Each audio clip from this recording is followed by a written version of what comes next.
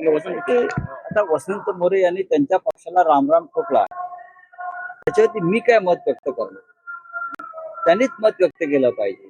त्यांनी रामराम का ठोकला, त्यांचा पुढली दिशा काय आहे, लोकसभा लढणार असतील तर कोणाकडून लढणार आहे?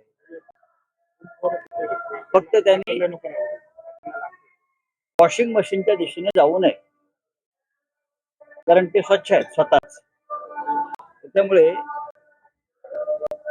चांगला कार्यकर्ता मी त्यांना ओळखतो.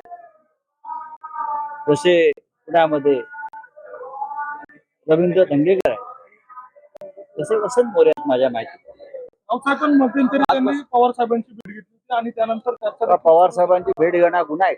महाविकास आघाडी पवार साहेब हे या देशाचे नेते आहेत, मार्गदर्शक आहेत, आणि त्यांना भेटून जर त्यांनी काही मार्गदर्शन घेतलं असेल तर नक्कीच त्यातून काहीतरी चांगलं निष्पन्न होईल. पण चांगले पदाधिकारी सोडून जात आहेत रामराम ठोकतात. त्याच्याविषयी मी काय बोलू? आजपासून राहुल गांधींची भारत जोडो यात्रा महाराष्ट्रामध्ये येतोय आणि नाशिक जिल्ह्यामध्ये मी त्या तयारीसाठीच आलेलो आहे.